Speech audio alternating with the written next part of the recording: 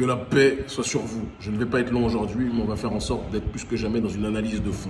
Je vais rebondir sur l'ultime stratagème du système néocolonial matérialisé par l'influenceur Made in Banque de Rothschild, en l'occurrence Emmanuel Macron, le pion de l'oligarchie néolibérale, apatride financière que vous connaissez, qu'on ne va pas citer, sinon ils vont encore nous faire un énième procès.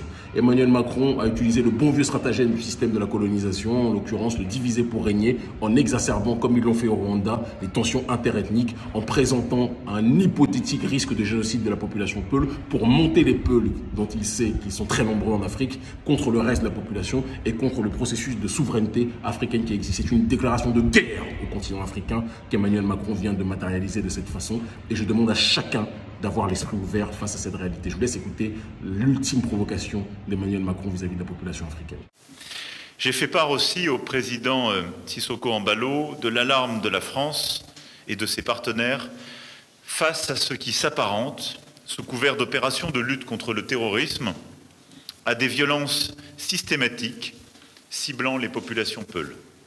En déclarant ce qu'il vient de déclarer, Emmanuel Macron n'est pas stupide. Il sait très bien qu'il va faire en sorte d'accentuer le processus de division entre les différentes factions de la famille africaine en faisant croire qu'il y a un risque de génocide peul et que le gouvernement français se pose en protecteur hypocrite qu'il est de la population peul. Il n'y a pas de risque de génocide. Il se trouve qu'au sein des mouvements djihadistes, au sein des mouvements taxés de terroristes, d'accord, qui estiment qu'il y a aujourd'hui une inégalité de traitement sur un certain nombre de points et un certain nombre de réclamations qu'ils ont.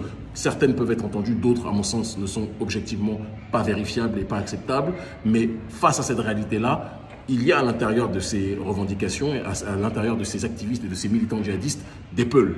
Et partant de ce principe-là, lorsqu'il y a une réponse des FAMA, des forces militaires maliennes, contre les djihadistes, il se trouve qu'il y a certains Peuls qui sont attaqués. Et c'est partant de ce principe, puisque Macron veut délégitimer la résistance malienne matérialisée par Assimi Goïta et par le courant panafricaniste de manière générale que nous représentons, son objectif est de faire croire qu'en réalité les panafricanistes sont contre les Peuls. C'est une ineptie quand on sait que le panafricanisme c'est l'unité des diverses formes d'africanité dans le but d'obtenir notre collective souveraineté.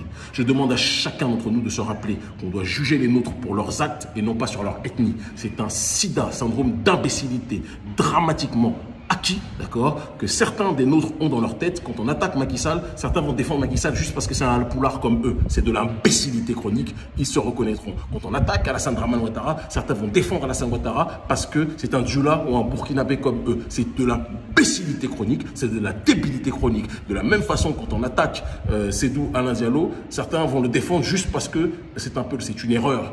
On défend les gens en fonction de leurs principes. C'est nous, d'Alain Diallo, le dernier que je viens de citer, est un Alassane Ouattara bis, un défenseur des relations fortifiées entre l'Afrique et l'Occident. Il faut qu'on soit capable de le rappeler, il faut qu'on soit capable de l'énoncer et que personne ne perde de vue cette réalité. Ne vous laissez pas embarquer dans un processus d'ethnicisation de la société. C'est un conflit de notre peuple, de la population africaine originelle, de notre peuple originel contre l'oligarchie apatride que vous connaissez, qui siège en Occident et qui a ses ramifications sur notre continent. Ne perdez pas le Nord, ne vous faites pas avoir, je vous en supplie. L'Afrique libre ou la mort, nous vaincrons, ils finiront par comprendre.